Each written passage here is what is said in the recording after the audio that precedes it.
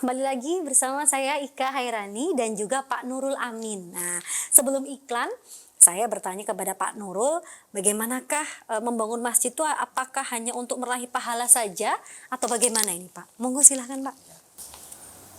Membangun masjid itu apakah hanya untuk meraih pahala saja? Sebenarnya bahkan tidak hanya ketika kita membangun masjid, tidak hanya kita memakmurkan masjid. Semua aktivitas kita sehari-hari itu bisa bernilai ibadah apabila kita bisa menata niat dengan baik. Bahkan kalau kita sebelum tidur kita berdoa, kita niatkan bahwa tidur itu untuk istirahat kita sehingga aktivitas kita besok bisa beribadah dengan kuat, dengan fit. Maka selama sepanjang kita tidur kita akan bernilai ibadah. Apalagi ketika membangun masjid, ketika memakmurkan masjid. Maka otomatis apapun yang dilakukan di dalam masjid itu bernilai ibadah. Lalu ketika ada pertanyaan, apakah hanya mencari pahala? Di sini yang menjadi permasalahannya adalah banyak dari orang-orang yang tidak bertanggung jawab atau hanya memenuhi kepentingannya sendiri. Masjid digunakan untuk kepentingan pribadi atau kelompoknya. Seperti halnya di masjid mereka mempromosikan kegiatan-kegiatannya yang sifatnya donasi mungkin begitu. Non religius. Kalaupun di situ sebagai tempat mampir istirahat, itu boleh, itu baik. Kemudian mempromosikannya itu ya sebatas di luar masjid, tidak kemudian di tengah-tengah sholat berjamaah kemudian berdiri di hadapan jamaah menyampaikan produk-produknya. Ini bisa menjadi hal yang tidak baik. Iya, tujuannya ibadah, kita menghadap Allah gitu mungkin, selebihnya ya jangan ada kepentingan pribadi, begitu nggih Pak nggih. Nah, tentang memakmurkan masjid bagi warga sekitar, itu manfaatnya apa sih? Monggo silahkan. Alhamdulillah selama ini di masjid-masjid Surabaya dan sekitarnya, khususnya yang saya tahu di sekitar saya, itu masjid tidak hanya mengurusi hal yang sifatnya agama. Masjid juga berkembang dalam hal aspek sosial.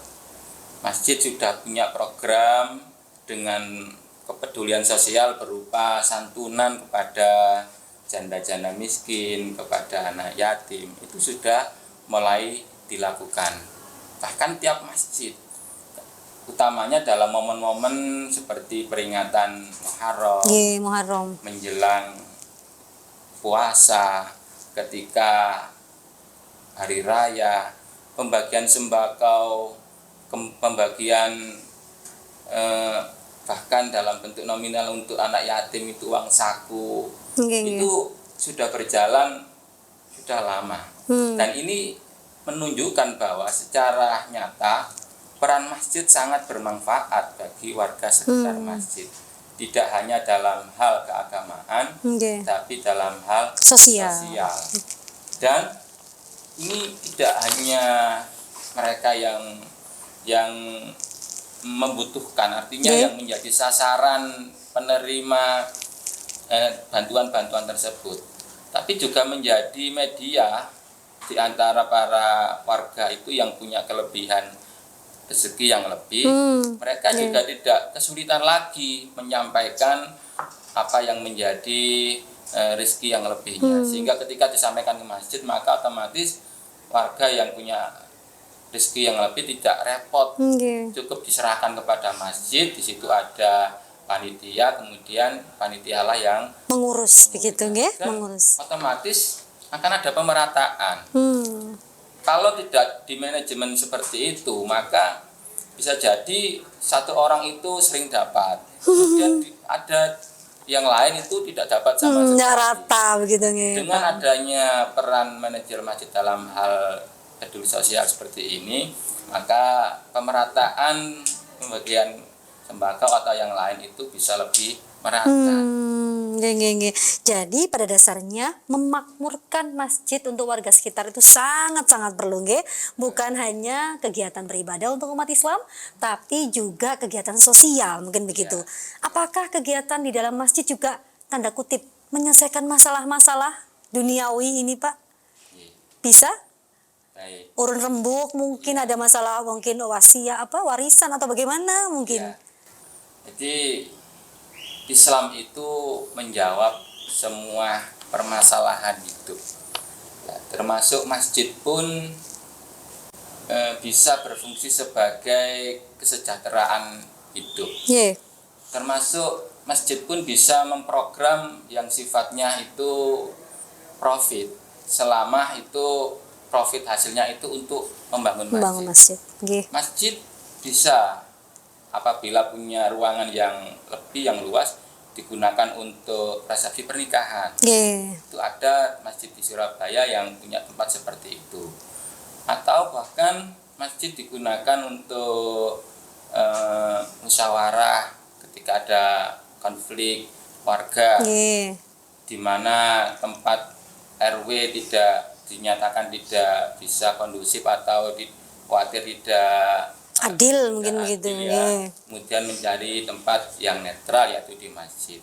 Nah, tentunya kalau sudah di dalam masjid harapannya itu hati lebih terkontrol, emosi juga akan lebih adem. Sehingga otomatis permasalahan apapun apabila dibawa ke masjid akan lebih mudah diselesaikan. Hasilnya pun sesuai dengan harapan mereka yang ingin menyelesaikan permasalahan di dalam masjid. Insya Allah selesai, begitu nggih? Pasti selesai. Insya Allah selesai, karena ada mungkin ahli-ahli agamanya juga, nggih, para yai, para ustadz begitu yang menyelesaikan, nggih. Waduh, luar biasa. Ternyata memakmurkan masjid dari berbagai sisi begitu nggih, bisa juga untuk warga sekitar. Nah, kalau ngomongin tentang masjid nih Ustadz, kalau untuk Masjid Al Hidayah sendiri, adakah program-program khususnya tiap harinya Ustadz? Ya, terima kasih. Di Masjid Al Hidayah ya secara khusus ini barangkali akan menjadi percontohan dalam pengelolaan masjid yang lain. Kegiatan-kegiatan di Masjid Al Hidayah itu pengelolaan parkir itu kita manajemen, sehingga satu, hasil dari infak para tamu yang sholat di masjid itu akan mensupport kebutuhan operasional masjid. Kemudian yang kedua, jamaah yang datang ke masjid, utamanya tamu dengan membawa kendaraan bermotor akan merasa lebih nyaman. Ibadah juga merasa lebih nyaman. Kemudian masjid juga bisa memprogramkan yang sifatnya profit kembali, yaitu dengan membuat lahan-lahan yang bisa dikontrakkan.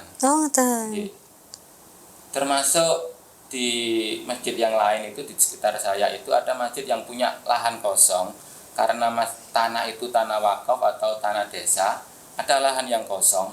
Nah, lahan kosong itu disewakan. Buat PKL atau pripun Bapak?